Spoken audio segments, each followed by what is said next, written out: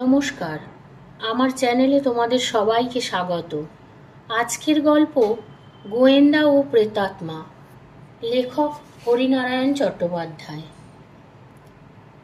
সন্ধ্যার গাঢ় অন্ধকার নেমেছে। শহর নয়, শহরতলি। উঁচু নিচু কাঁকর বিছানো রাস্তা, দুপাশে আকন্দ ফণিমনসা আর বনতুলসীর ঝোপ। এইসব গাছগাছড়ার জন্য জায়গাটা আরো অন্ধকার দেখাচ্ছে। একটা জীর্ণ বাড়ি। বাড়ির আদি রং কি ছিল বলা মুশকিল। দুই একটা জানলা খুলে ঝুলে পড়েছে। কোনো লোক বাস করে বলে মনে হয় না। আশেপাশে কোনো বাড়ি নেই। বাঁজা মাঠ, মজা পুকুর, শেয়াল কুকুরের আস্তানা। সহসা অন্ধকার উদ্ভাসিত করে আলোর তির্যক রেখা দেখা গেল। মোটরের হেডলাইট। এ রাস্তায় মোটর মাঝে মাঝে যায়। গোবিন্দপুর যাওয়ার এটাই সোজা পথ। সেখানে তামার সন্ধান পাওয়া গেছে, তাই দলে দলে ব্যবসায়ীরা ছোটে। কিন্তু এ মোটরটা এই বাড়ির সামনেই থামলো। মোটর থেকে শার্ট প্যান্ট পরা একটি যুবক নামলো, হাতে সুটকেস। টর্চ ফেলে রাস্তা দেখে বাড়ির মধ্যে ঢুকলো। লোকটি নামার পরেই মোটর চলে গেল। যে দিক থেকে এসেছিল সেই দিকেই। নিচের ঘরে মোমবাতির আলো জ্বলে উঠল। বোঝা গেল লোকটা নিজের ঘরেই রয়েছে। আধ ঘন্টা, তার বেশি নয়। বিদ্যুৎ বেগে একটা জিপ এসে থামলো। জিপ থেকে একজন ইন্সপেক্টর অফ পুলিশ নামলো, পিছনে দুজন পুলিশ। ইন্সপেক্টর জিপের মধ্যে উঁকি দিয়ে কাকে লক্ষ্য করে বলল, কি হে, এই বাড়িটাই তো? ভেতর থেকে উত্তর এলো, আগে হ্যাঁ হুজুর। ঠিক আছে, চলো। সামনে পিছনে দুজন পুলিশ, মাঝখানে ইন্সপেক্টর বাড়ির দিকে এগিয়ে গেল। দরজা ঠেলবার আগে ইন্সপেক্টর কোমরের রিভলভার হাতে নিল। জিপ এসে দাঁড়াবার সঙ্গে সঙ্গেই মোমবাতির আলো নিভে গিয়েছিল। সমস্ত বাড়ি জুড়ে অন্ধকারের রাজত্ব। প্রায় মিনিট 15 করাঘাতের পর ভেতর থেকে আওয়াজ এলো, কে? যাক, হুজুরের কপট নিদ্রা ভেঙেছে। দরজা খুলে গেল। যুবকটি দাঁড়িয়ে, হাতের বাতিদানে একটি বাতি। বাতির কোনো দরকার ছিল না। ইন্সপেক্টরের হাতে টর্চের আলোয় সব কিছু উদ্ভাসিত। যুবকটির দুটি ভ্রুর মাঝখানে বিরক্তির খাঁজ। রুক্ষ গলায় প্রশ্ন করল, কাকে যাই? ইন্সপেক্টর হাসল। পোশাক দেখেই তো বুঝতে পারছেন আমি পুলিশের লোক। এবারে আমরা সার্চ করব, কারণ আমরা সন্দেহ করি নেপালের মধ্যে দিয়ে কিছু হাসিস আপনি আমদানি করেছেন এবং একটু আগে সেসব এ বাড়িতে এসে পৌঁছেছে। যুবকটি ঠোঁট মুচকে হাসল। এমন আজগুবি খবর কোথা থেকে সংগ্রহ করলেন? ইন্সপেক্টর এ ব্যঙ্গোক্তির কোনো উত্তর দিল না। পুলিশদের দিকে ইশারা করে বাড়ির মধ্যে ঢুকে পড়ল। ঘরের মাঝখানে দাঁড়িয়ে বলল, বাতি জ্বালান। সুইচ কোথায়? কথার সঙ্গে সঙ্গে টর্চের আলো এদিক ওদিক ফেলল। যুবকটির কণ্ঠে হাসির সুর, সুইচ থাকলে তো পাবেন। এ বাড়িতে আলো নেই, মোমবাতির ভরসা করেই আছি। সর্বনাশ, বাতিও নেই। নির্বান্ধব পুরীতে কি করে থাকেন মশাই? শহরের হইচই একেবারে ভালো লাগে না, তাই মাঝে মাঝে বিশ্রাম নিতে আসি। সেজন্য না চোরা কারবারের সুবিধা বলে? আপনাদের সঙ্গে তর্ক করে তো আর লাভ নেই। নিন, কি সার্চ করার করুন। বাড়ি সার্চ করার আগে আমাকে সার্চ করবেন না? ইন্সপেক্টর আর চোখে যুবকটির দিকে দেখল। ওর পরনে গেঞ্জি আর লুঙ্গি। এ পোশাকে কিছু লুকিয়ে রাখবে এমন সম্ভাবনা কম। তবু ইন্সপেক্টর একজন পুলিশকে বলল, রামবিলাস, তুমি বাবুকে পাহারা দাও, আমি ঘরগুলো খুঁজে দেখি। দুটি মাত্র ঘর। পিছনের বারান্দায় খাবার ব্যবস্থা। একটা ঘরে একেবারে খালি, দু একটা ভাঙা কাগজের বাক্স রয়েছে। এদিকের ঘরে তক্তপোষের উপর বিছানা, একটা আনলা। ইন্সপেক্টর সব উল্টে পাল্টে দেখল, এমনকি দেয়ালের গায়ে লাঠির ঠোক্কর দিয়ে দেখল কোথাও ফাঁপা কিনা। বিছানাপত্র তছনছ করল। পিছনের বারান্দায় টেবিলের উপর কয়েকটা পাউরুটি আর মাংস বাটি চাপা দেওয়া। যুবকটি বোধহয় খাবার আয়োজন করছিল। পুলিশ আসতে বাধা পড়েছে। ইন্সপেক্টর যুবকটির সামনে দাঁড়ালো, বলল, কি করা হয়? চাকরি করি। চাকরি তো বুঝেছি, কিসের? কিউরিও বোঝেন? আমি ইন্ডিয়ান কিউরিও হাউসের প্রতিনিধি। অফিসটা কোথায়? 7 নম্বর ওয়েলফেয়ার স্ট্রিট। ইন্সপেক্টর পকেট থেকে ছোট ডায়েরি বের করে ঠিকানাটা লিখে নিয়ে বলল, ওখানে আপনাকে খোঁজ করলে পাত্তা পাওয়া যাবে? পাওয়া তো উচিত। আপনার নাম? অতনু গুপ্ত। নাম কি একটাই? মানে? মানে মহাপুরুষদের অনেক নাম থাকে কি না? মাফ করবেন, এখন আমি খুব ক্ষুধার্ত। আপনার রসিকতার তারিফ করতে পারছি না। আপনার কাজ হয়ে থাকলে যেতে পারেন। যাওয়ার আগে ইন্সপেক্টর শেষবারের মতো টর্চের আলো এদিক সেদিক ফেলল। না, সন্দেহজনক কোথাও কিছু দেখা যাচ্ছে না। রাস্তায় এসে ইন্সপেক্টর একজন পুলিশকে বলল, তুলসীচরণ, তোমাকে সারা রাত এখানে পাহারা দিতে হবে। সারা রাত? হ্যাঁ, আমার মনে হচ্ছে রাত্রে এ বাড়িতে কেউ আসবে, মালপত্তর হাত বদল করবে। কেউ যদি মোটরে আসে, আমি একলা কি করতে পারি? ইন্সপেক্টর অভয় দিল, তুমি একলা নও, রাত 12টা নাগাদ জিপে করে থানার ছোটবাবু আসবে, তার সঙ্গে পুলিশও থাকবে। তুলসীচরণ ঝোপের আড়ালে আত্মগোপন করল। জিপ বেরিয়ে গেল। পরের দিন ছোটবাবু ইন্সপেক্টরের সাথে দেখা করল। ইন্সপেক্টর প্রশ্ন করল, কি সেন, কি খবর? ছোটবাবু মাথা নেড়ে বলল, না, কোনো খবর নেই। 8:30 বাজতেই বাতি নিভে গেল। ব্যাস, সব চুপচাপ। মশার কামড়ে আমাদের প্রাণ যায়। সকাল 8টা পর্যন্ত ছিলাম। মনে হলো ভদ্রলোক তখনও ঘুমোচ্ছে। বেচারামকে পাহারায় রেখে চলে এলাম। বাড়ির পিছন দিকে খোঁজ নিয়েছো? হ্যাঁ, নিয়েছি। সেদিকটা জঙ্গল, সেদিক দিয়ে কেউ গেছে বলে মনে হলো না। আশ্চর্য, অথচ যে লোকটা খবর দিয়েছে সে মোটেই বাজে লোক নয়। এর আগে অনেক দামি খবর দিয়েছে। আর এ কেসে প্রায় সঙ্গে সঙ্গেই আমরা বাড়িতে ঢুকে পড়লাম, কিন্তু কিছুই পেলাম না। বেলা বাড়তে ইন্সপেক্টর বেরিয়ে পড়ল। ইন্ডিয়ান কিউরিও হাউস। ইন্সপেক্টর দরজা ঠেলে ম্যানেজারের ঘরে ঢুকে গেল। প্রৌঢ় পারসী ভদ্রলোক পুলিশের লোক দেখে একটু শঙ্কিত হয়ে পড়ল। কি ব্যাপার? আপনাদের এখানে অতনু গুপ্ত কাজ করেন? হ্যাঁ হ্যাঁ, গুপ্ত আমাদের সেলস রিপ্রেজেন্টেটিভ, খুব কাজের ছেলে। গুপ্ত থাকেন কোথায়? শহরের বাইরে, মামুদপুরে। তবে গুপ্ত মাসের বেশিরভাগ দিনই বাইরে কাটায়, বিহার, ইউপি, রাজস্থান এইসব। কতদিন গুপ্ত আপনাদের এখানে কাজ করছেন? প্রায় বছর 4। তার আগে কোথায় ছিলেন?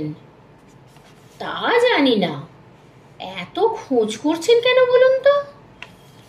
ইন্সপেক্টর কোনো উত্তর না দিয়ে বেরিয়ে এলো। সব গোলমাল হয়ে যাচ্ছে, হিসেব মিলছে না। পথের মধ্যে ইন্সপেক্টর নেমে পড়ল। বরাত ভালো, বাইরের ঘরেই পারিজাত বক্সী বসেছিলেন।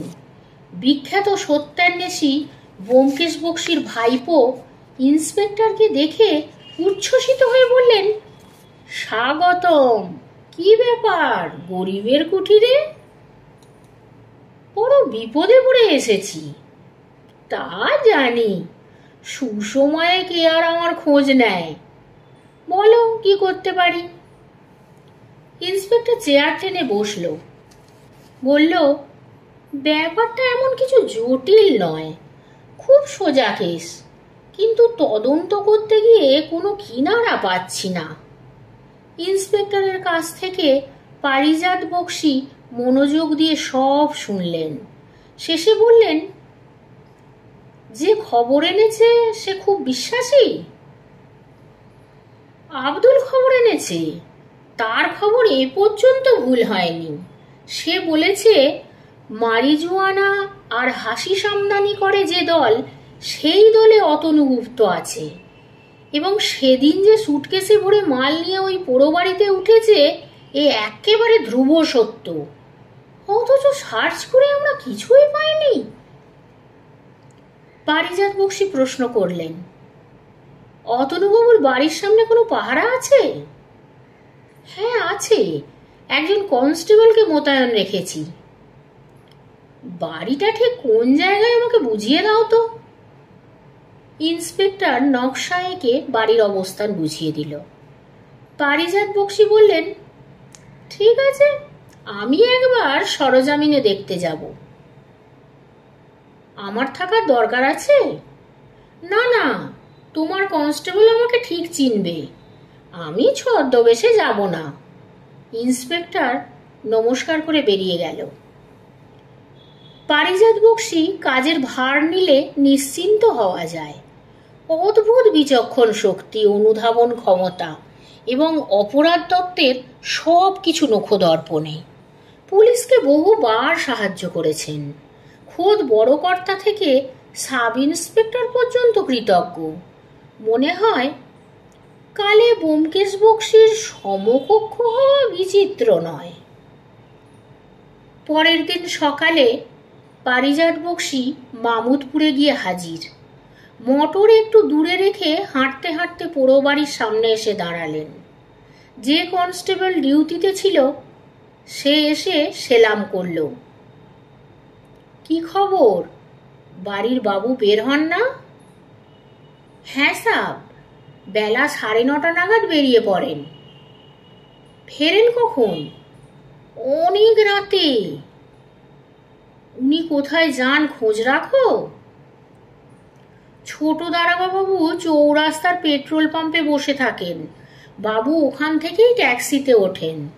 ছোট দারোগাবাবু জিপে করে তাকে অনুসরণ করেন। পার্ক স্ট্রিটের মনোলিনা হোটেলে যান, সেখানে 7 নম্বর ঘর ওর নামে নেওয়া আছে। সারাদিন চুপচাপ হোটেলে নিজের রুমে বসে থাকেন। হোটেলেও আমাদের লোক পোস্টেড আছে। পারিজাত বক্সী কিচ্ছু বললেন না, চিন্তা করতে লাগলেন, তাহলে লোকটা কিভাবে মাল পাচার করে, কোন ছিদ্রপথে? হোটেলের রুমটাও নিশ্চয়ই সার্চ করা হয়েছে। কথাবার্তার মধ্যেই অতনু বের হয়ে এলো। পরনে শার্ট আর ফুল প্যান্ট, নিতান্ত সাধারণ চেহারা। কোনো দিকে না চেয়ে হনহন করে রাস্তা ধরে চলতে আরম্ভ করলো।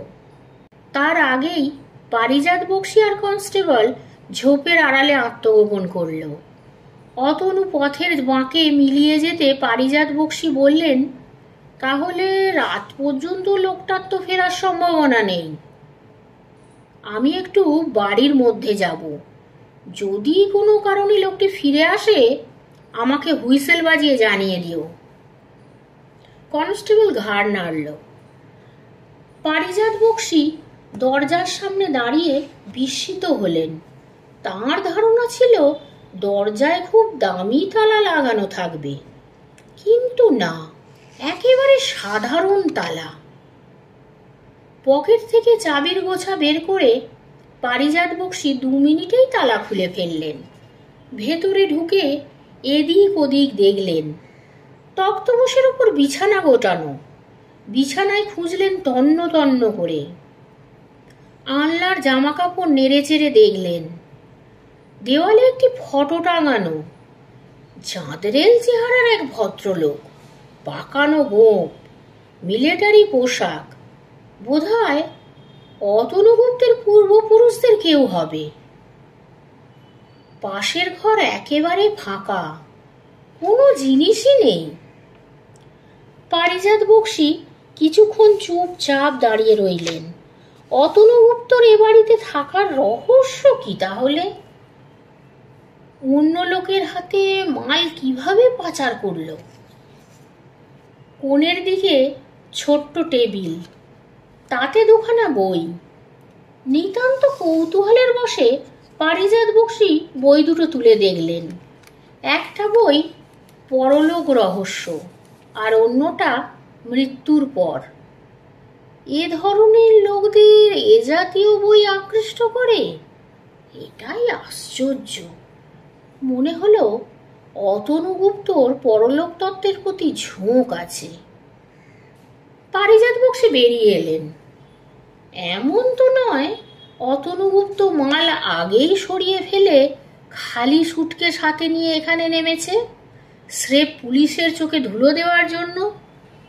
ছোট সুটকেসটাই বা গেল কোথায়? মনোলিনা হোটেল। অতনু গুপ্ত বারান্দায় দাঁড়িয়েছিল, নিজের রুমের সামনে। পিছনে নারী কণ্ঠ শুনে ফিরে দেখল অপরূপ সুন্দরী এক তরুণী, পরনে হালকা নীল শাড়ি, সেই রঙেরই ব্লাউজ, পাখির বাসার আকারে খোঁপা। শুনছেন? আমাকে বলছেন? এখানে আর কে আছেন?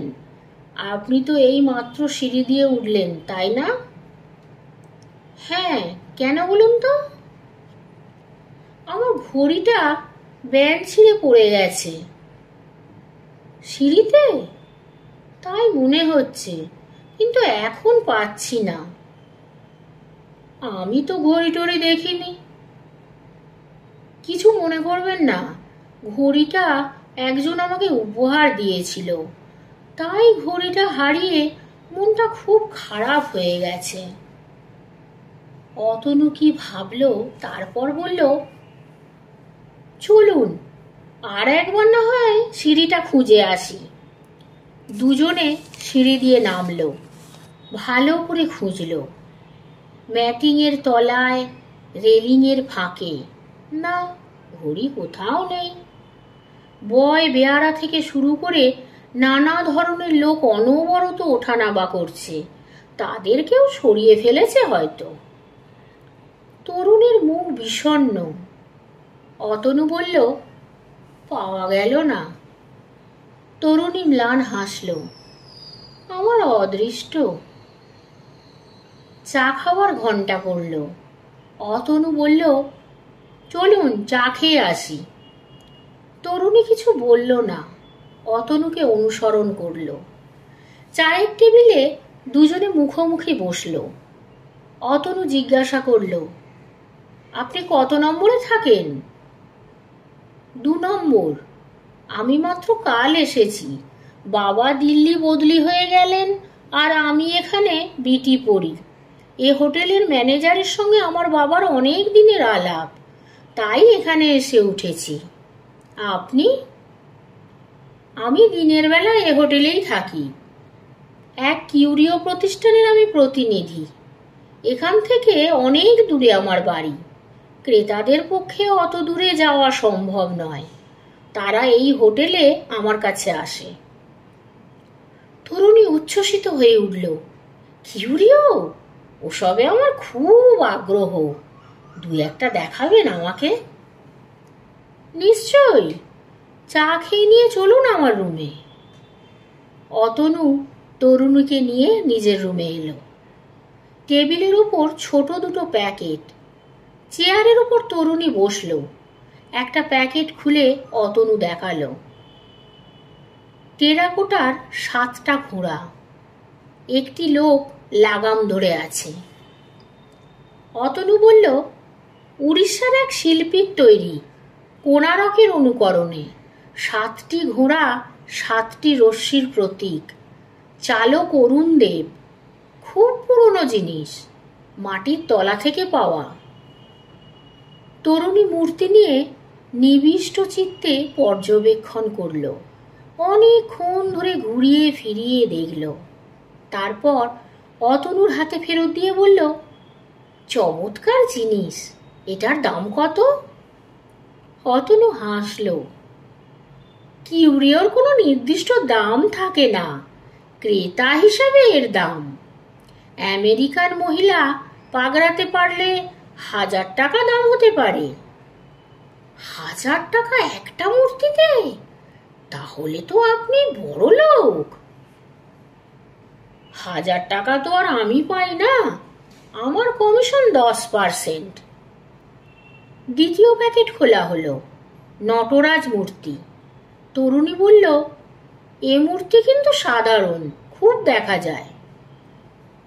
অতনু মাথা নাড়ল, বলল, প্রথম দৃষ্টিতে এ মূর্তি সাধারণ বলে মনে হলেও পায়ের ভঙ্গিটা দেখলে বুঝতে পারবেন। সচরাচর যে নটরাজ মূর্তি আমরা দেখতে পাই তাতে পায়ের ভঙ্গি এরকম নয়। সেই জন্যই এ মূর্তির আলাদা একটা কদর আছে। এটি পাওয়া গেছে ম্যাঙ্গালোরের কাছে এক চাষার লাঙ্গলের মুখে। অনেকক্ষণ ধরে বিভিন্ন ধরনের মূর্তি নিয়ে দুজনে আলোচনা হলো। তরুণী হাসল। মাঝে মাঝে এসে কিন্তু আপনাকে বিরক্ত করব। অতনু হাসল, বলল, বিরক্তির কি আছে? দুপুরবেলা তো আমি থাকি, যখন খুশি চলে আসবেন। আপনার রুমটা বেশ ঠান্ডা, আমার রুমটার জানলা পশ্চিম দিকে বলে দুপুরের পর থেকেই গরম হয়ে যায়। পাখার হাওয়াও গরম, একেবারে পড়াশোনা করতে পারি না। আপনি যখন প্রয়োজন মনে করবেন এ ঘরে চলে আসবেন, আমার কাছ থেকে চাবি নিয়ে নেবেন। তরুণী ধন্যবাদ দিয়ে উঠে দাঁড়ালো। অতনু জিজ্ঞাসা করল, আপনার নামটা কিন্তু জানা হলো না। আমার নাম শিপ্রা নাগ। সেই শুরু। তারপর থেকেই প্রতিটি দিন অতনু রোজই নতুন নতুন কিউরিও হোটেলে নিয়ে আসতো। তারপর শাল, কুলুজি নির্ণয় সবই চলতো শিপ্রার সঙ্গে। মাঝে মাঝে চাবি নিয়ে শিপ্রা এ রুমে চলে আসতো অতনুর অনুপস্থিতিতেই। বই খাতা নিয়ে পড়াশোনায় ব্যস্ত থাকতো। একদিন অতনু বলল, চলুন কোথাও বেরিয়ে আসি। কোথায়? কাছাকাছি কোথাও, তারপর রাত্রে কোনো হোটেলে ডিনার খেয়ে নেব। সলজ্জ ভঙ্গিতে শিপ্রা নিমরাজি হলো। দিন 15 মধ্যে দুজনের মধ্যে মোহময় এক সম্পর্ক রচিত হলো। খুব সকালে অতনু হোটেলে চলে আসতো। বারান্দায় অতনু আর শিপ্রা পাশাপাশি বসত, চায়ের কাপ সামনে নিয়ে। দুপুরে অতনুর রুমে মজলিস বসত দুজনের। প্রায়ই এই হোটেলে কিংবা বাইরে কোথাও ডিনার খাওয়া চলত। 15 দিন পর মনোলিনা হোটেলের সামনে পুলিশের জিপ এসে দাঁড়ালো। জিপ থেকে একজন পুলিশ ইন্সপেক্টরের সঙ্গে একটি মাঝবয়সী লোক, পিছনে 3 জন পুলিশ। 2 জন পুলিশ অতনুর রুমের সামনে এসে দাঁড়ালো। মাঝবয়সী ভদ্রলোক আর পুলিশ ইন্সপেক্টর প্রথমে 2 নম্বর ঘরে ঢুকলো, তারপর বেরিয়ে অতনুর দরজায় করাঘাত করল। অতনু দরজা খুলেই পিছিয়ে গেল, বলল, কি ব্যাপার? পুলিশ ইন্সপেক্টর রুক্ষ কণ্ঠে বলল, কি ব্যাপার তা জানতেই তো আপনার কাছে আসা। তার মানে? মানে শিপ্রা দেবী কোথায়? মিস্টার নাগের মেয়ে? এবার মাঝবয়সী ভদ্রলোক বলল, শুনলাম আমার মেয়ের সঙ্গে আপনার খুব হৃদ্যতা ছিল। এখানকার বন্ধুরা দিল্লিতে আমাকে লিখেছিল এখানে ওখানে দুজনকে একসঙ্গে দেখা যেত। অতনু নিজেকে সামলে নিয়ে বলল, হ্যাঁ, আমার সঙ্গে আলাপ ছিল। শিপ্রা বলেছিল আপনি এলে আপনার সঙ্গে আলাপ করিয়ে দেবে। কিন্তু মেয়ে কোথায় আমার? কাল দুপুরে আমার সঙ্গে দেখা হয়েছিল, বলেছিল সন্ধ্যাবেলা এক প্রফেসরের কাছে যাব, আমার সঙ্গে দেখা হবে না। আজ সকালে অনেকক্ষণ বারান্দায় অপেক্ষা করেছিলাম, শিপ্রা আসেনি। 2 নম্বর রুমও দেখলাম তালা বন্ধ। ঠিক এই সময় একজন পুলিশ ভেতরে ঢুকল। Sub telephone. পুলিশ ইন্সপেক্টর দ্রুত পায়ে বেরিয়ে এলো। মিনিট 10 পরে ইন্সপেক্টর যখন আবার অতনুর রুমে ঢুকলো, তখন সে রীতিমতো উত্তেজিত। মিস্টার নাগের দিকে ফিরে বলল, মিস্টার নাগ, বড় দুঃসংবাদ আছে। দুঃসংবাদ? হ্যাঁ, এইমাত্র লালপুর থানা থেকে খবর এলো শিপ্রা নাগের মৃতদেহ পাওয়া গেছে। সে কি? মিস্টার নাগ চেয়ারের উপর বসে পড়ল। সারা মুখে রক্ত নেই, 2টি চোখ জলে ভেজা। চলুন, আমরা এখনই বেরিয়ে পড়ি। তারপর ইন্সপেক্টর অতনুর দিকে রোষ কষায়িত দৃষ্টিতে তাকিয়ে বলল, মিস্টার গুপ্ত, আপনাকে গ্রেপ্তার করতে বাধ্য হলাম। যতক্ষণ না নিজের গতিবিধি সম্বন্ধে সন্তোষজনক উত্তর দিতে পারেন, ততক্ষণ আপনার মুক্তি নেই। 2 জন পুলিশ অতনুর পাশে গিয়ে দাঁড়ালো। সবাই জিপে উঠল। শহরের বাইরে লালপুর থানা। সেখানে ইন্সপেক্টর কিছুক্ষণের জন্য নেমে গেল। তারপর এক পুলিশ সঙ্গে করে আবার উঠে গেল।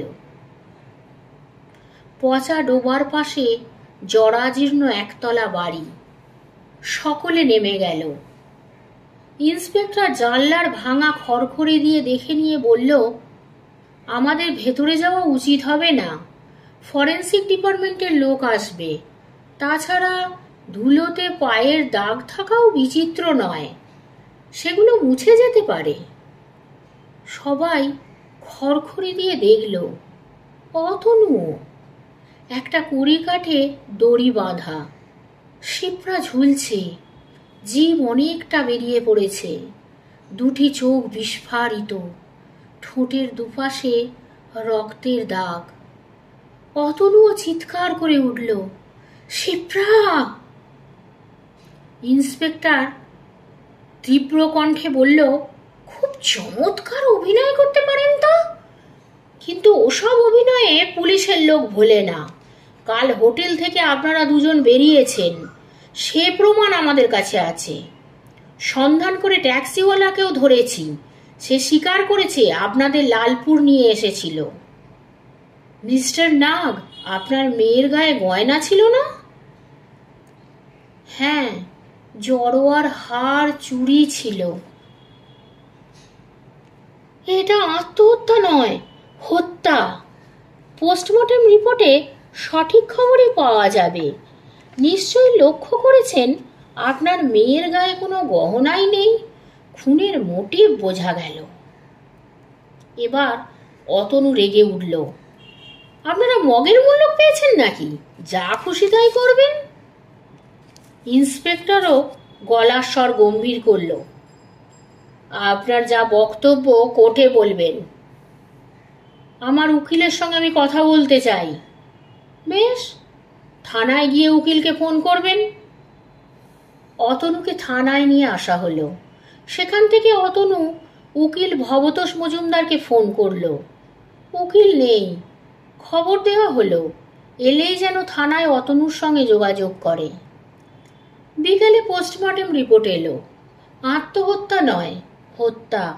কেউ গলা টিপে শিপ্রাকে মেরে ফেলেছে, তারপর তার গলায় মোম মাখানো দড়ি বেঁধে ঝুলিয়ে দিয়েছে। ফরেন্সিক ডিপার্টমেন্ট হাতের ছাপ তুলে নিয়েছে। পরের দিন সকালে তারা অতনুর হাতের ছাপ নিয়ে গিয়ে মেলাবে। সেই সময় অতনুর জুতোর ছাপও নেবে। ইতিমধ্যে ভবতোষ মজুমদার এসে দেখা করল। অনেকক্ষণ অতনুর সঙ্গে কথা হলো, সঙ্গোপনে। তারপর উকিল বলল, কত টাকার জামিন হলে ছাড়তে পারেন? ওসি মাথা নাড়ল।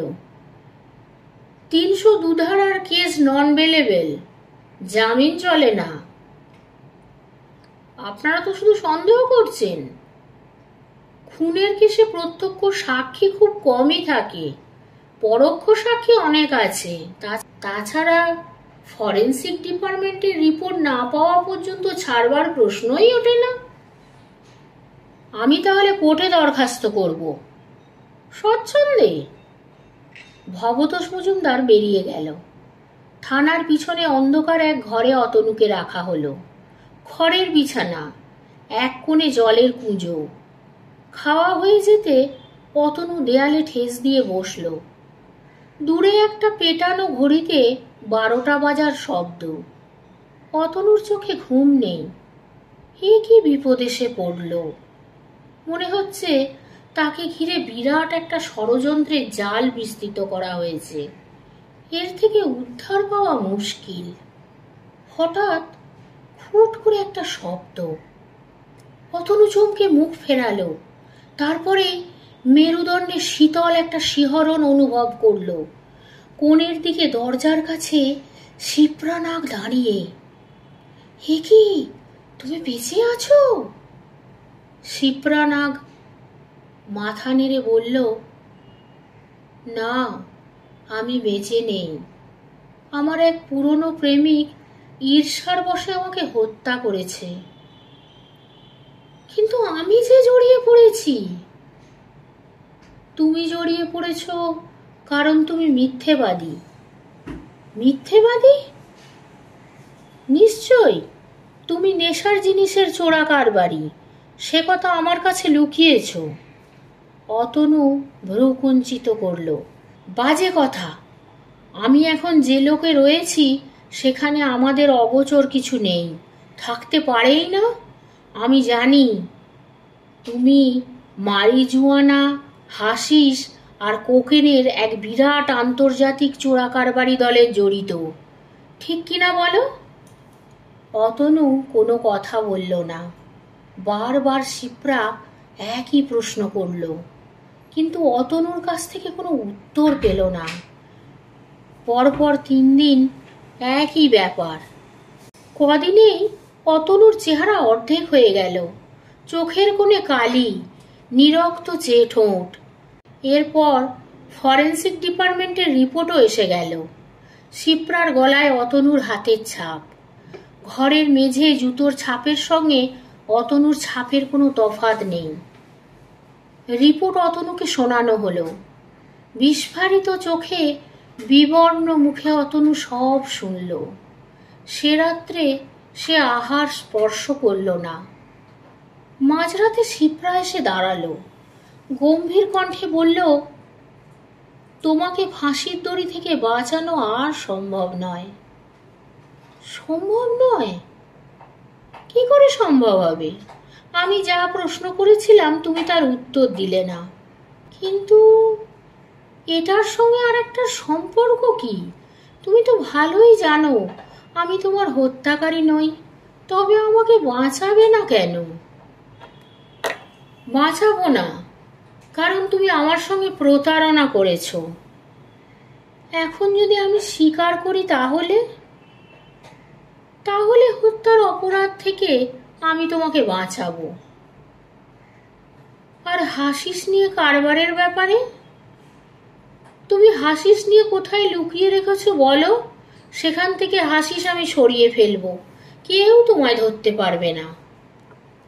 কিন্তু তুমি যদি সবই জানো, তাহলে কোথায় হাসিস লুকিয়ে রেখেছি তা তো তোমার অজানা থাকার কথা নয়। শিপ্রা একটু দম নিল। তারপর বলল, কিছুটা বায়ুমণ্ডল পর্যন্ত আমি জানি। মামুদপুর আমার এলাকা নয়, তাই তোমাকে জিজ্ঞাসা করছি। তুমি ঠিক আমাকে বাঁচাবে? আমরা মিথ্যা বলি না। শিপ্রার কণ্ঠস্বর তীক্ষ্ণ। মামুদপুরে যে ফটো টাঙানো আছে তার পিছনে হাসিস আছে। সুটকেস সুটকেস কোথায়? ও সুটকেস খোলা যায়, খুললে চাদরের মতন হয়ে যায়। প্রথম দিন আমি লুঙ্গির মধ্যে পড়েছিলাম, ইন্সপেক্টর টের পাননি, কারণ আমার বডি সার্চ করেননি। তারপর এক সময় কোটের মধ্যে করে মনোলিনা হোটেলে এনে রেখেছিলাম। পুলিশ আমার পিছনে লেগেছে বলে এতদিন হাসিস আমি প্রচার করতে পারিনি, না হলে মূর্তির মধ্যে করে খদ্দেরদের হাতে চলে যেত। শিপ্রা হাসল, বলল, অশেষ ধন্যবাদ। পারিজাত বক্সের বাইরের ঘরে ইন্সপেক্টর রায় বসেছিলেন। এদিকের সোফায় শিপ্রা নাগ। পারিজাত বক্সি হাসলেন। স্বীকার করি, পদ্ধতিটা কিঞ্চিত গ্রাম্য হয়ে গেল, বিশেষ করে এই ফরেন্সিক যুগে।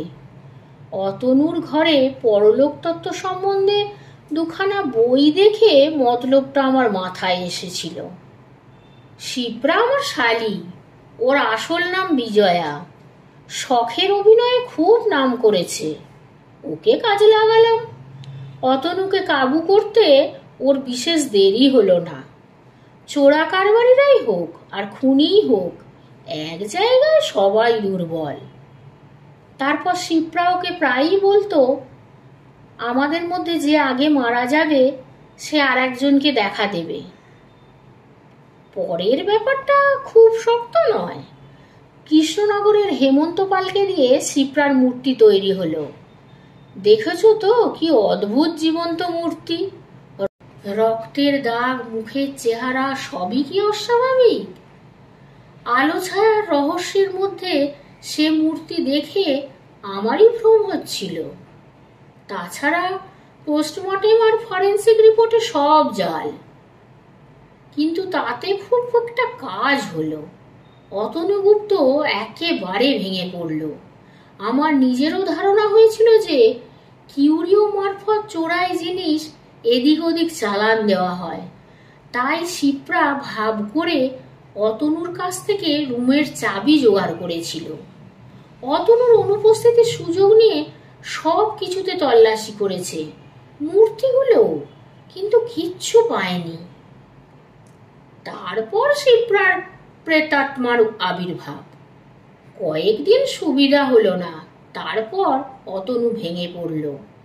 তার স্বীকারোক্তি সবই টেপ রেকর্ডে ধরা হয়েছে, কাজেই সেদিক দিয়ে কোনো অসুবিধে হবে না। ইন্সপেক্টর রায় জিজ্ঞাসা করল, হাসিস? মামুদপুরে অতনুর ঘরে মিলিটারি পোশাকে যে ফটোটা ছিল সেটা আমরা ভেবেছিলাম অতনুর পূর্বপুরুষদের ছবি। তার মধ্যেই সব পাওয়া গেছে। ছবিটা ফাঁপা, ছবি আর পোশাকের মধ্যে বেশ ফাঁক, সেখানে হাসিস সাজানো। পিচবোর্ড ভাঙতেই সব পরিষ্কার হয়ে গেল। পারিজাত বক্সি উঠে দাঁড়ালেন, হেসে বললেন, এবার আমার কাজ শেষ, তোমাদের এবার কাজের শুরু। দেখো যদি জেরার মুখে অতনু অন্যান্য সঙ্গীদের নাম করে, তবে সে সম্ভাবনা কম। আজকের গল্পটি এখানেই শেষ হলো। ধন্যবাদ।